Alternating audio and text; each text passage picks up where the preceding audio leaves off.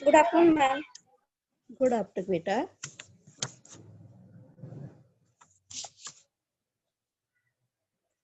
कैसे हैं आप सब? मैम अच्छे। हम पढ़ रहे थे अंतिम दो। ठीक है, आज कोशिश करेंगे इस चैप्टर को खत्म करने की ही। कल नहीं हो पाया था ये हमारा खत्म। आज कोशिश करते हैं इसको खत्म करने की। उसके बाद इसका अंतिम दो, इसका 7 चैप्टर जो है अंतिम दो, भाग 2, इसमें हम पढ़ रहे हैं जो हमारे सुधारवादी लोगों के बारे में पढ़ रहे हैं। अच्छा, उपसंहार भी है इसमें लास्ट में।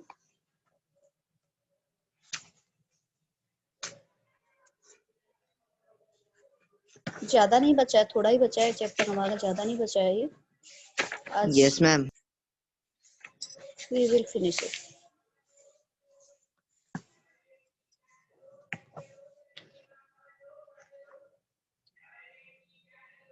हम पढ़ रहे थे हिंदुओं और मुसलमानों में सुधारवादी और दूसरे आंदोलनों के बारे में, जिसमें स्वामी दयानंद सरस्वती, स्वामी विवेकानंद, रामकृष्ण परमहंस वगैरह के बारे में हमने पढ़ा। जो स्वामी दयानंद थे वो वेदांतवाद के, अद्वैत दर्शन के एकैश्वरवाद का उपदेश भी उन्होंने हमें दिया। चलिए, हो सकता है किसी बच्चे के पास बुक ना भी हो तो हम बुक शेयर कर देते हैं, उसके बाद क्वेश्चन आंसर डिस्कस करेंगे।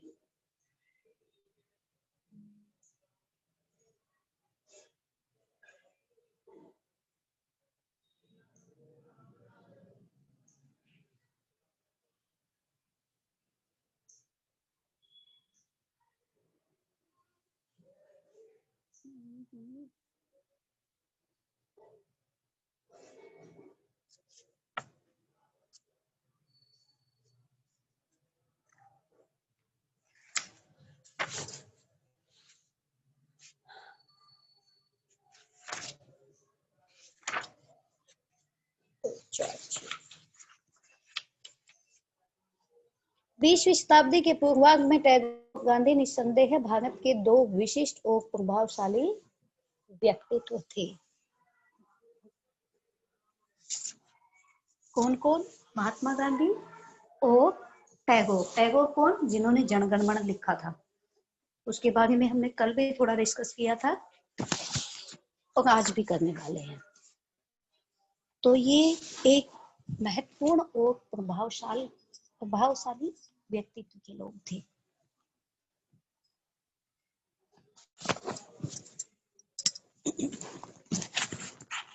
इनकी समानता और विषमताओं की तुलना से हम बहुत कुछ सीख सकते हैं। कोई दो व्यक्ति अपनी बनावट और मिजाज में एक दूसरे से इतने भिन्न नहीं हो सकते। टैगोर सम्भ्रांत कलाकार थे जो सर्वहारा के प्रति सहानुभूति के कारण लोकतंत्रवादी हो गए थे। गांधी जो विशेष रूप से जनता के आदमी थे, भारतीय किसान का साकार रूप थे और भारत की दूसरी प्राचीन परंपरा का प्रतिनिधित्व करते थे। वह परंपरा संन्यास और त्याग की परंपरा थी। टैगोर मूलतः विचारक थे और गांधी अनवरत कर्मठता के प्रतीक थे। दोनों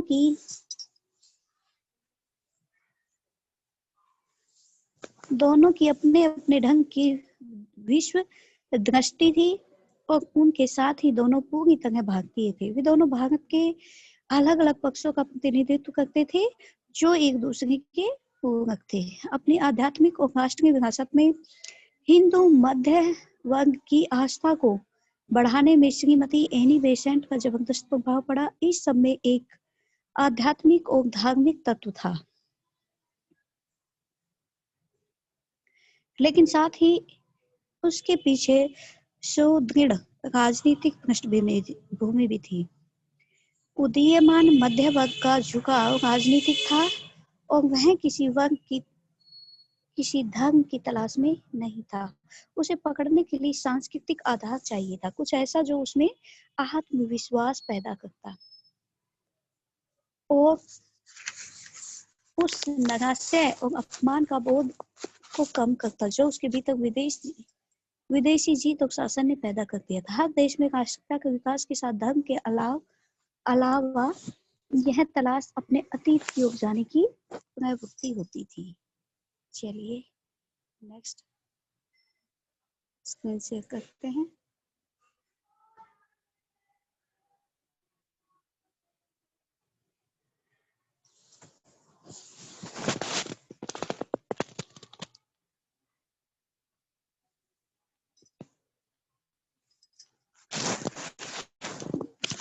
आवाज बढ़ गई क्या?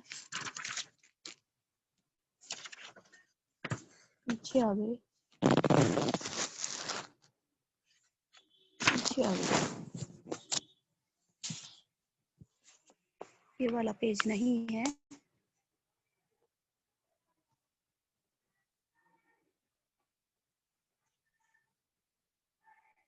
जी हाँ, ये है।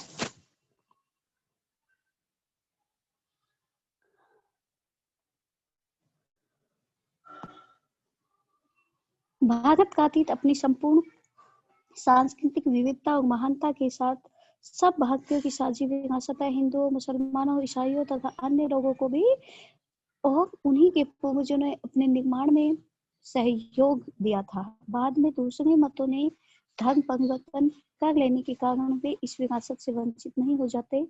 प्राचीन दर्शन और साहित्य, कला और इतिहास ने कुछ सत्यावना दी। राजा राम मोहन राय, दयानंद, विवेकानंद और अन्य लोगों ने नए विचारधारात्मक आंदोलन चलाए।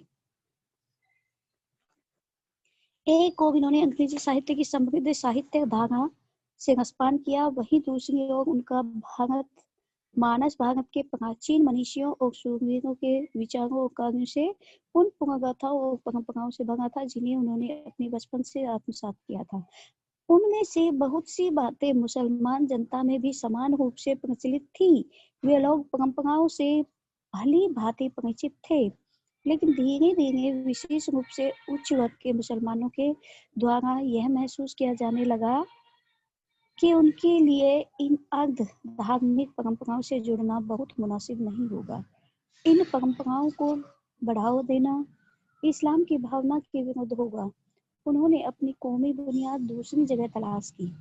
कुछ हद तक उन्होंने उससे भारत के अफगान और मुगल युग में पाया, लेकिन उससे खाली जगह पूरी तरह नहीं भर पाई।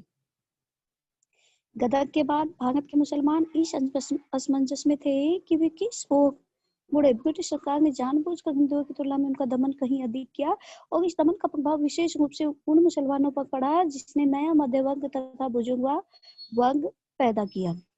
सन 1870 के बाद उनके प्रति ब्रिटिश नीति में धीरे धीरे परिवर्तन हुआ और वह उनके अधिक अनुकूल हो गई। इन परिवर्तन का विशेष कारण ब्रिटिश सरकार की संतुलन की नीति थी। फिर भी इस प्रक्रिया में सर सैयद अहमद खान की महत्वपूर्ण भूमिका रही। उन्हें इस बात का भरोसा था कि ब्रिटिश सत्ता से सहयोग करके ही मुसलमानों को ऊपर उठा सकते हैं। वे इस बात के लिए बहुत उत्सुक थे।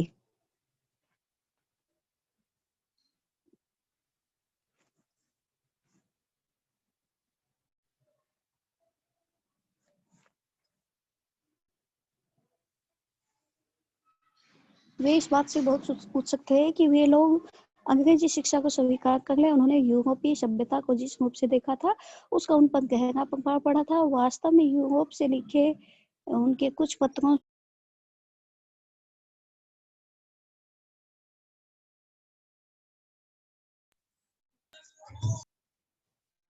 इतने चकाचौंध थे कि उनका संतुलन डगमगा सा गया था। सर सैयद उत्साही सुधारक थे और वे आधुनिक वैज्ञानिक विचारों के साथ इस्लाम का मेल बैठाना चाहते थे। वे नए ढंग की शिक्षा को बढ़ावा देना चाहते थे। राष्ट्रीय आंदोलन के आरंभ से वे भयभीत हुए। उन्होंने उनका विचार था कि ब्रिटिश अधिकारियों का किसी भी तरह का विरोध करने के कारण उन्हें अपने शैक्षिक कार्यक्रम में उनकी सहायता नहीं मिलेगी। उन्हें यह सहायता जरूरी मालूम होती थी।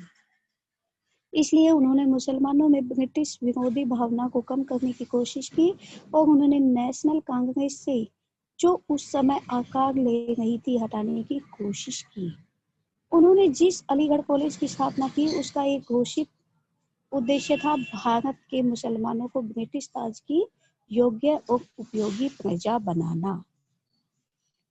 फिर नेशनल कांग्रेस का विरोध इसलिए नहीं किया करते थे कि उन्हें विशेष रूप से हिंदू संगठन समझते थे। उन्होंने उसका विरोध इसलिए किया क्योंकि वे अंग्रेजों की सहायता और सहयोग चाहते थे। उन्होंने ये दिखाने की कोशिश की कि कुल मिलाकर मुसलमानों ने गदर में हिस्सा नहीं लिया और वे ब्रिटिश सत्ता के प्रति वफादार रहे।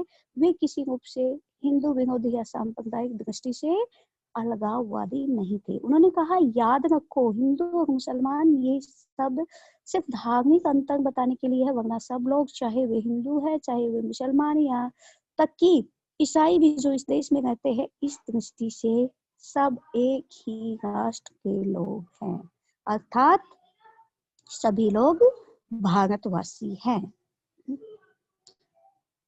ठीक है, चाहे वो कोई हिंदू हो, चाहे कोई मुसलमान हो, चाहे कोई ईसाई हो, लेकिन सबसे पहले वो क्या है? भारतीय। एक राष्ट्र के लोग हैं, भारतीय लोग हैं, भारतवासी है।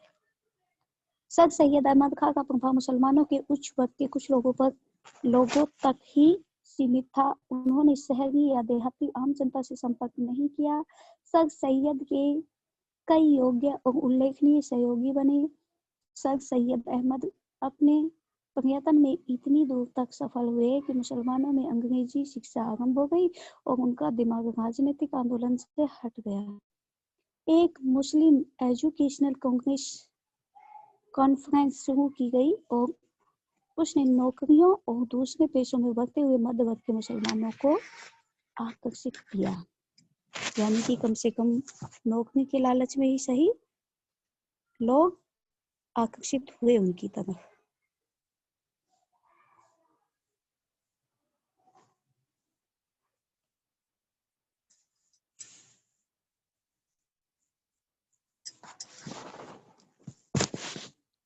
चलो कोई बात नहीं। यह बात ध्यान देने की है कि गदर के बाद के समय में भारतीय मुसलमानों में जितने विशिष्ट लोग थे उसमें सर सैयद भी शामिल थे। सभी में पुरानी परंपरा शिक्षा पाई थी। हाँ, उनमें से कुछ लोगों ने बाद में अंग्रेजी का ज्ञान हासिल कर लिया। नई पश्चिमी शिक्षा ने तब भी उनके बीच कोई उल्लेखनीय व्यक्तित्व पैदा नहीं किया।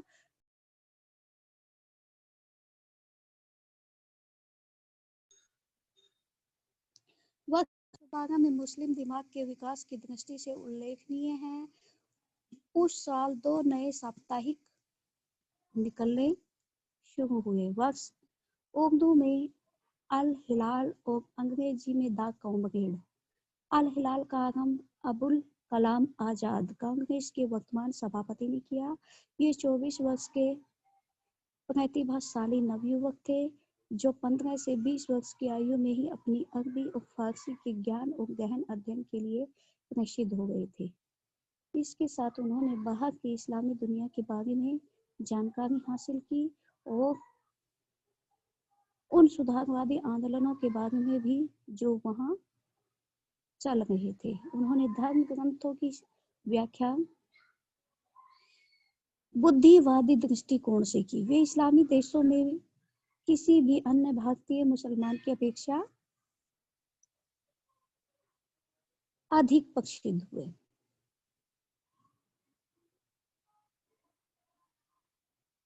उनका दृष्टिकोण अधिक उदार और तर्कसंगत था। इस कारण वे पुराने नेताओं के सामंती, संकीर्ण धार्मिकता और अलगाववादी दृष्टिकोण से दूर थे। अपने इसी दृष्टिकोण के कारण वे अनिवार्य रूप से भारतीय राष्ट्रवादी थे। आजाद की शैली में उत्तेजना और तेजस्विता थी, जो कि कहीं कहीं कभी कभी वह फारसी पृष्ठभूमि के कारण कुछ कठिन प्रतीत होती थी। नए विचारों के लिए उन्होंने नई शब्दावली का प्रयोग किया और उर्दू भाषा जैसी आज है उसे यह रूप देने में उनका निश्चित योगदान था। उसमें मध्ययुगीन पंडिताऊपन, 18वीं शताब्दी की तार्किकता और आधुनिक दृष्टिकोण का विचित्र मेल था। अलीगढ़ कॉलेज में सर सैयद अहमद खां से उनका संबंध रहा, लेकिन अलीगढ़ कॉलेज की परंपरा अलग थी और राजनीतिक और सामाजिक दोनों दृष्टियों से वे रूढ़िवादी थे। अपने विद्यार्थियों के सामने वो जो मुख्य लक्ष्य रखते थे वह था निचले दर्जे की सरकारी नौकरी में प्रवेश करना। इसके लिए सरकार समर्थक रवैया अनिवार्य था और राष्ट्रवाद और विद्रोह के लिए कोई गुंजाइश नहीं थी।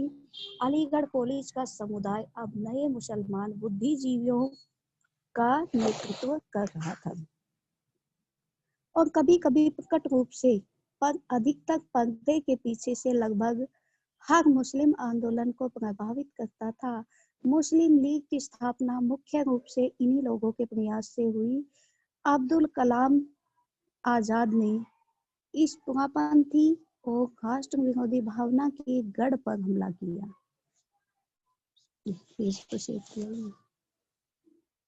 चलिए मैं लास्ट पेज शेयर कर देती हूँ, उसके बाद हम क्वेश्चन आंसर्स डिस्कस करेंगे।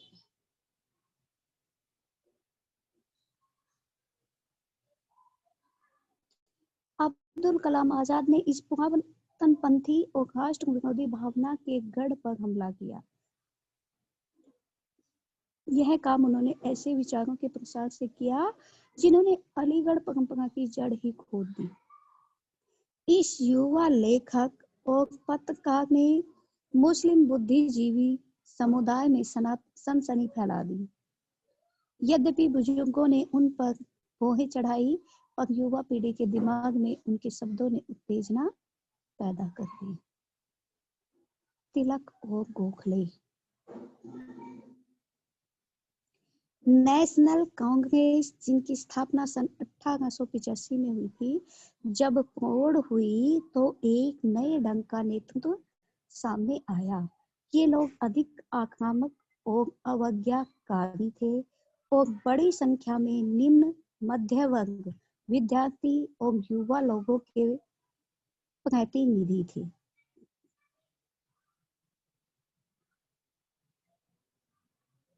बंगाल विभाजन के विरोध में जो शक्तिशाली आंदोलन हुआ था, उसमें इस प्रकार के कई योग्य और ओजस्वी नेता उभर कर आए, लेकिन इसकी सच्चे प्रतीक महाराष्ट्र के बाल गंगाधर तिलक थे।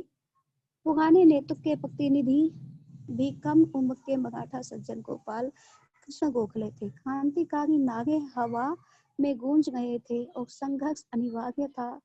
इस संघर्ष को बचाने के लिए, बेटा डोंट डू दिस, मुझे पता है मैं फिर पर्सनली नाम पुकारूंगी। पुराने नेतृत्व के प्रतिनिधि भी कम उम्र के मराठा सज्जन गोपाल कृष्ण गोखले थे।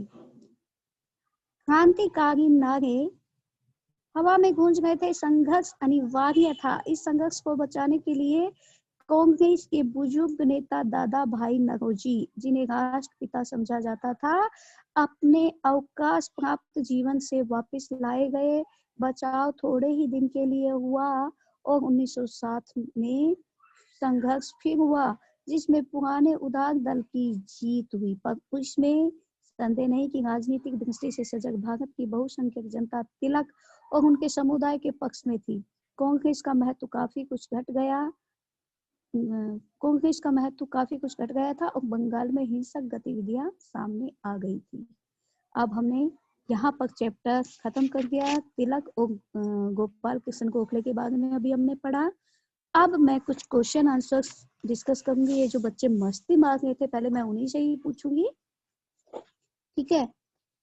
आप लोगों का पढ़ाई में ध्यान नहीं था, मस्ती में ध्यान था। तो मुझे बताइए, प्रथम विश्व युद्ध का भारत पर क्या प्रभाव पड़ा था? अभी अभी हमने पढ़ा है, चैप्टर खत्म किया, प्रथम विश्व युद्ध का भारत पर क्या प्रभाव पड़ा? Give me answer anyone please.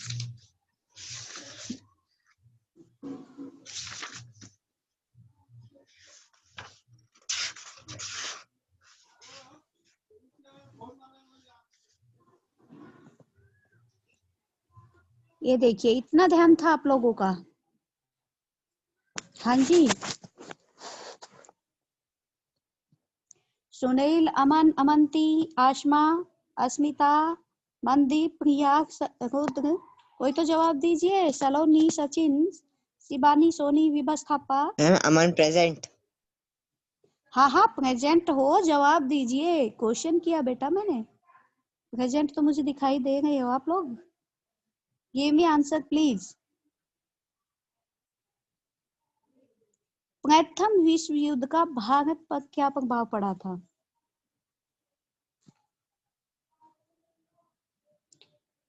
चलिए, नहीं पता, कान खोलकर सुनिए, मैं ही बता देती हूँ आंसर। क्योंकि बेटा चैप्टर पढ़ाने का जब तो फायदा भी हो जब बच्चे खुलकर आंसर हमें दे पाए। इसका मतलब आप लोगों को बिल्कुल भी ध्यान था ही नहीं। प्रथम विश्व युद्ध की समाप्ति पर देश में राहत और प्रगति की बजाय दमनकारी कानून और पंजाब में मार्शल लॉ लागू हुआ था। जनता में अपमान की कड़वाहट और क्रोध का आवेश भर गया। आज ही पढ़ा है बेटा हमने ये आज ही पढ़ा है। ये पेज नंबर 102 पे पढ़ा है हमने। क्योंकि तभी तो वे अपमान के बोध को कम करने के लिए ही तो इन्होंने मतलब अपने जो उनके भीतर विदेशी जीत और शासन ने जो पैदा कर दिया था अपमान बोध, है ना, उसी को खत्म करने के लिए राष्ट्रीयता के विकास के साथ में धर्म के अलावा जो उन्होंने अतीत की तलाश की थी। ये आज ही की तो डेट में पढ़ा, पेज नंबर 102 पे इसका आंसर है। प्रथम विश्व युद्ध की समाप्ति पर देश में राहत और प्रगति के बजाय दमनकारी कानून और पंजाब में मार्शल लॉ लागू हुआ और जनता में क्या हुआ? जनता में अपमान की कड़वाहट और क्रोध का आवेश भर गया। The next question is, Congress कौन से दो दलों में विभाजित हुआ? ये तो सभी जानते हैं। कांग्रेस कौन से दो दलों में विभाजित हुआ था? आगे, ये भी आज की डेट में ही पढ़ा है हमने। मैम गरम दल और नरम दल। जी हाँ, गरम दल में और नरम दल में। शांति निकेतन की स्थापना किसने और कब की थी? मैम रविन्द्रनाथ टैगोर ने 1901 में की थी। बेटा याद तो आपको भी नहीं है, लेकिन आप भी देख देख के बता रही हो मुझे, आई नो। जी हाँ, लेकिन रविंद्रनाथ, क्योंकि ये हमने कल पढ़ा था। शांति निकेतन की स्थापना रविंद्रनाथ टैगोर ने की थी और 1901 में की थी। गुड। राजा राम मोहन राय की मृत्यु कब हुई? कब और कहाँ हुई, ये भी बन सकता है वैसे। राजा राम मोहन राय की मृत्यु, क्योंकि ये तो मैंने पढ़ाते हुए स्पेशल फोकस किया था कि बेटा यहाँ से क्वेश्चन बन रहा है। राजा राम मोहन राय की मृत्यु कब और कहाँ हुई थी? मैम कब तो नहीं पता, पर मैम ब्रिस्टल में हुई थी। जी हाँ, 19वीं हाँ मैंने शताब्दी में हुई थी। स्पेशल फोकस में किया था, स्पेशल फोकस किया था बेटा। यहाँ पे एक क्वेश्चन है, ध्यान से सुनिए, ध्यान से सुनिए। ब्रिस्टल में हुई, बिल्कुल ठीक है, लेकिन 19वीं शताब्दी के आरंभिक वर्षों में हुई थी। ये भी मैंने बताया था, 19वीं शताब्दी के आरंभिक वर्षों में या शुरुआत में। ठीक है, ध्यान से सुनिए बेटा, अभी भी ध्यान से सुनिए। पाकिस्तान का, क्योंकि ये कई दिन पहले पढ़ाया था इसलिए आपको याद नहीं है, कोई बात नहीं। 19वीं शताब्दी के आरंभिक वर्षों में ब्रिस्टल में हुई थी उनकी मृत्यु। किसकी? राजा राम मोहन राय की। अतीत में भारत का विकास किस रूप में हुआ? बहुत इजी क्वेश्चन है। अतीत में भारत का विकास किस रूप में हुआ? बहुराष्ट्रीयवादी राज्य के रूप में हुआ था। ओके, बहुराष्ट्रीयवादी राज्य के रूप में भारत का विकास अतीत में हुआ था।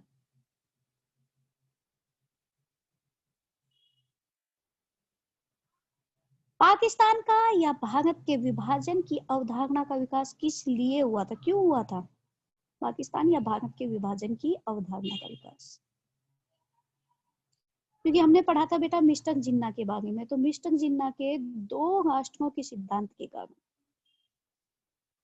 मिस्टर जिन्ना के 2 राष्ट्र के सिद्धांतों के कारण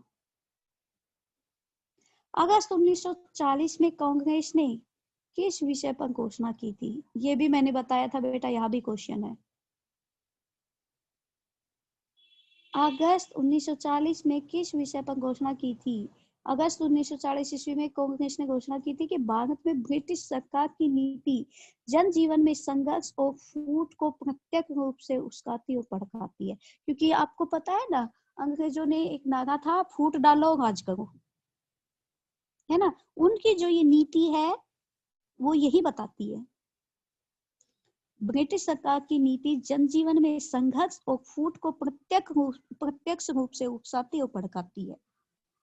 यह घोषणा कब की थी? 1940 ईस्वी में, क्योंकि वो यही चाहते थे कि भारतीयों में आपस में फूट डाली जाए और हम राज्य कर सके, कि वे मार काट करके स्वयं ही मरे और हम उनका राज्य हथिया लें। आज भी यही होता है, जब भी 2 भाइयों को लड़वाया जाए या उनके बारे में कुछ उल्टा सीधा कहा जाए, तो कभी भी आप ऐसे उनकी बातों को सच मत माना कीजिए, उनको सोचा कीजिए, समझा कीजिए कि यहाँ भी अंग्रेजों की नीति अपनाई जा रही है, फूट डालो और राज करो। तो वो प्रत्यक्ष रूप से उकसाती थी उसको और भड़काती थी, किससे? आपस में फूट डालने के लिए। तो ये कब घोषणा हुई थी? 1940 ईस्वी में। अगस्त 1940 ईस्वी में कांग्रेस ने घोषणा की कि भारत में ब्रिटिश सरकार की नीति जनजीवन में संघर्ष और फूट को प्रत्यक्ष रूप से भड़काती है और उकसाती है। कांग्रेस किन 2 बुनियादों पर अड़िग रहा? राष्ट्रीय एकता और लोकतंत्र। बेटा कोई भी बच्चा मुझे रेस्पॉन्स नहीं कर रहा है, कम से कम गलती सही मुझे आंसर दो तो सही। मैं ही नहीं कहती कि जो मेरी माइंड में वही आपके में हो, ठीक है। मुझे नहीं पता आपको समझ कितना आया, लेकिन कम से कम गलती सही आंसर देने की कोशिश तो करो। राष्ट्रीय एकता और लोकतंत्र पर, ठीक है। कांग्रेस किन 2 बुनियादों पर अड़िग रहा? राष्ट्रीय एकता और लोकतंत्र पर। भारत अल्पसंख्यक द्वारा और यूरोप अल्पसंख्यक द्वारा किस प्रकार भिन्न थे?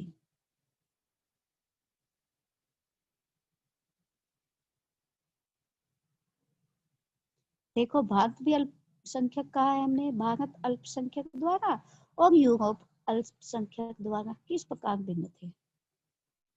आया था ये क्वेश्चन। देखिए,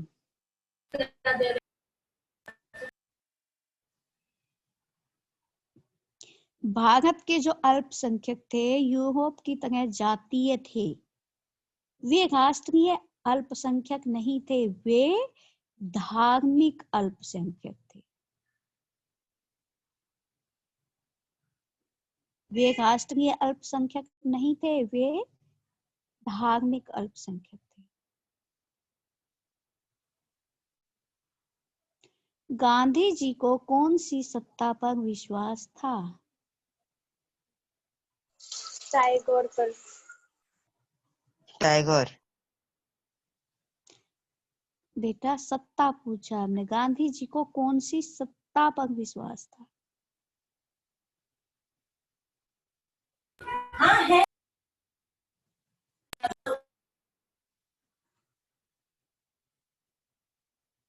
उन्हें था नैतिक नियमों की सत्ता पर। नैतिक नियमों की सत्ता पर।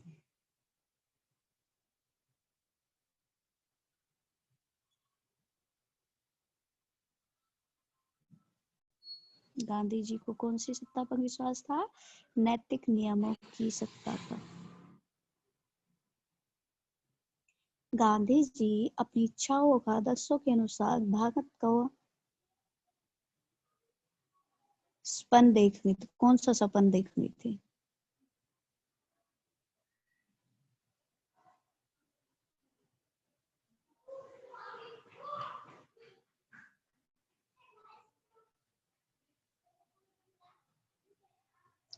गांधी जी अपनी इच्छाओं और आदर्शों के अनुसार भारत का कौन सा सपना देख रहे थे?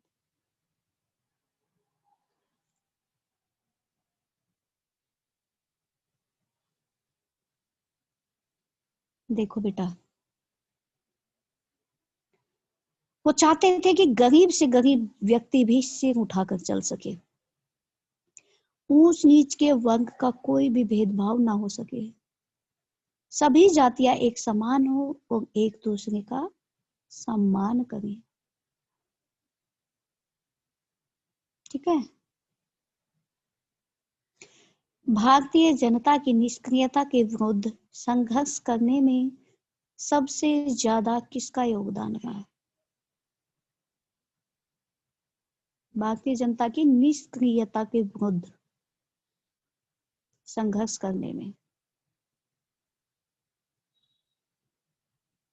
टैगोर परिवार। नहीं, महात्मा गांधी का। महात्मा गांधी का बेटा। कांग्रेस के मुख्य आधार कौन से थे?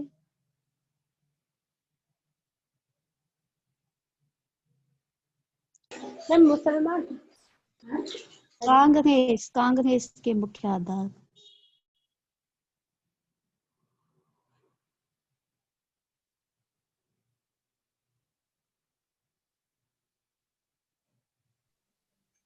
कल पढ़ाया था इसका, थोड़ा ध्यान हो तो। आज तो नहीं पढ़ाया, लेकिन कल वाले पार्ट में था ये। कल वाला जो हिस्सा पढ़ा था हमने, कल वाले हिस्से में था।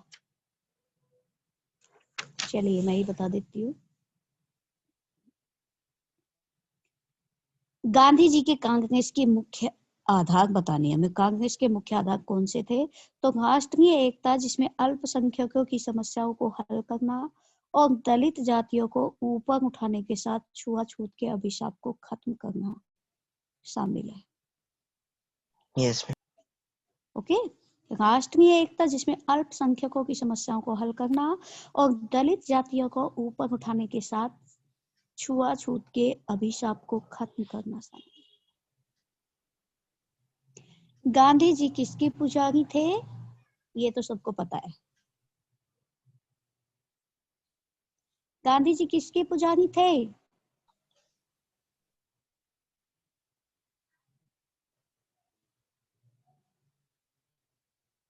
मैम सत्य और अहिंसा। जी हाँ, सत्य और अहिंसा के।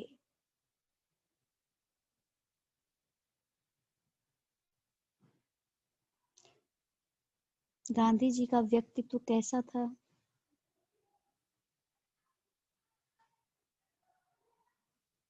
मैम फिर से रिपीट करना। गांधी जी का व्यक्तित्व।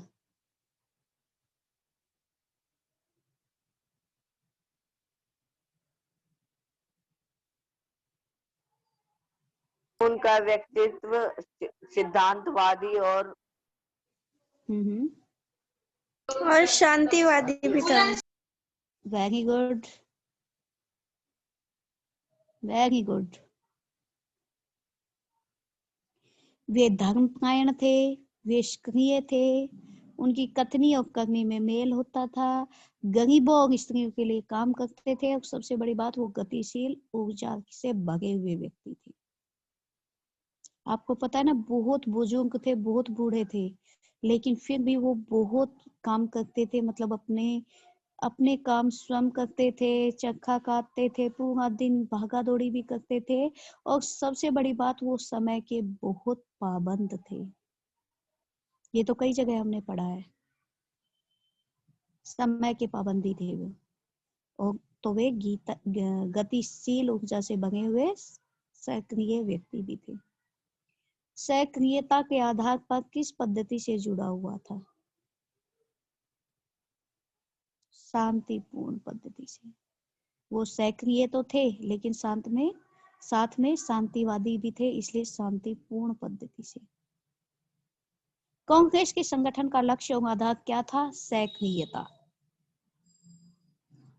ठीक है, सैकड़ीयता। गांधी जी की शिक्षा का सार क्या हुआ? ये हमने पढ़ा, निर्भयता, सत्य और इनसे जुड़ा हुआ कर्म गांधी जी की शिक्षा का सार था। ये हमने कल की डेट में पढ़ा था, पेज नंबर 100 पे। गांधी जी की शिक्षा का सार क्या था? निर्भयता, सत्य और इनसे जुड़ा हुआ कर्म गांधी जी की शिक्षा का सार था। गांधी जी का आगमन किस कारण से हुआ? जब ब्रिटिश शासन ने देश में अहंकार छाया हुआ था, तब गांधी जी का आगमन हुआ। एक कैसे हुआ ये भी पूछा है ना, किस तरह से हुआ? एक तेज हवा की झोंकी की तरह, क्योंकि यही हमने पढ़ा है, ये एज इट इज ये की ये लाइनें हमने पढ़ी है।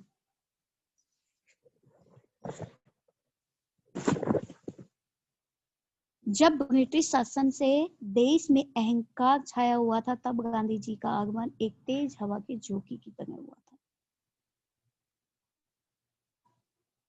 कैसे हुआ था? तेज हवा की झोंकी की तरह। गांधी जी की शिक्षा का प्रसार, सत्य, निर्भयता और इनसे जुड़ा हुआ कर्म।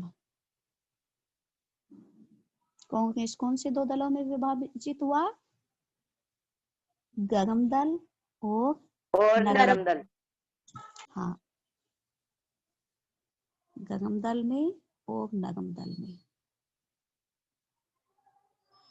गर्म दल में हिंसावादी जैसे कि जो लोग शहीद वगैरह हुए, और नरम दल में जिन्होंने अहिंसा को अपनाते हुए आंदोलनों का जोग किया, जैसे महात्मा गांधी वगैरह जो थे, ये सारे नरम दल में थे।